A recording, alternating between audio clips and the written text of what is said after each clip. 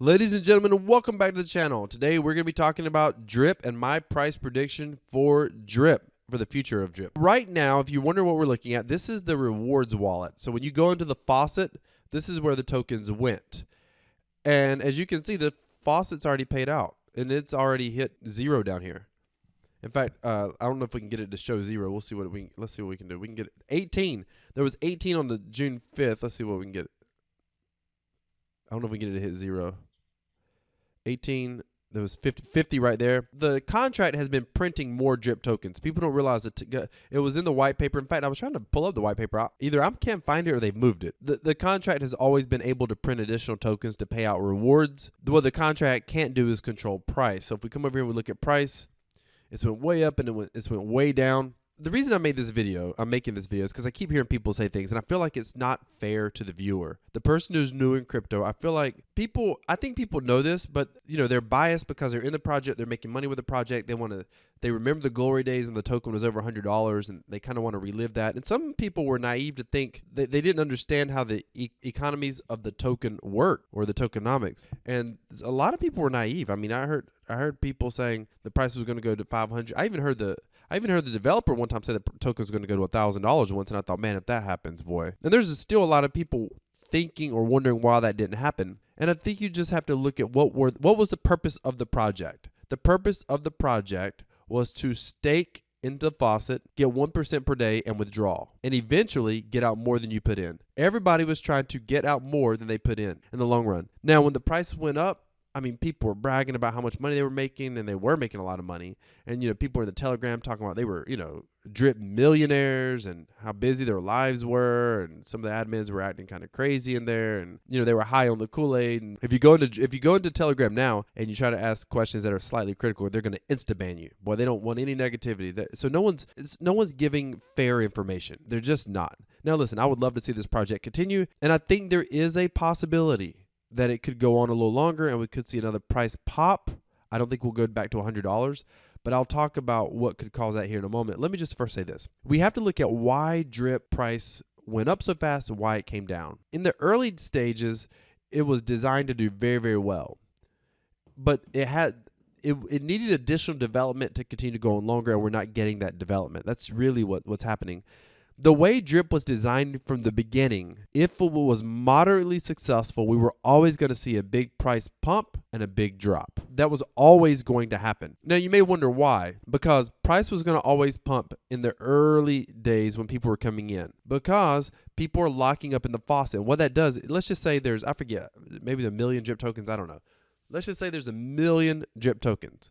And let's just say there's all of a sudden a million drip tokens on the market. And I'm oversimplifying this, but as people are buying those tokens and they're locking them up in, say, the faucet, then what they're doing is they're removing them from the market. So you're decreasing the supply. And the developer oftentimes said drip was deflationary. He knew good and well that the drip was designed to actually be inflationary long term. The contract was designed to print tokens long term.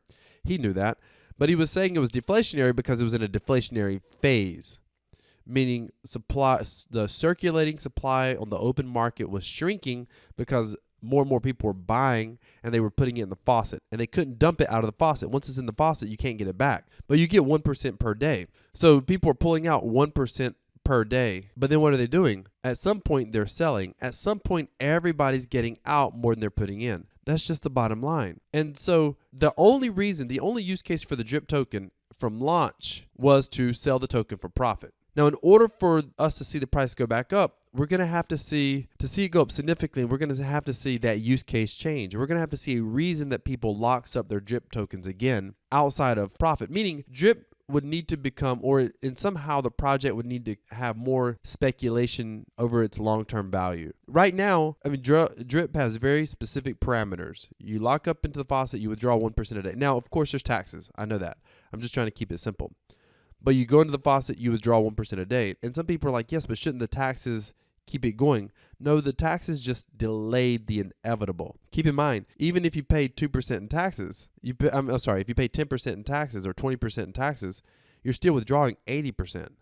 So at some point, you're going to get more out than you put in eventually. So the developer needs to do one of two things. Either he needs to give people a reason to transact a lot in drip so that he can create a lot more taxes that can fund the wallet, and he has got to give them a reason to want to hold their drip tokens outside of a profit motive.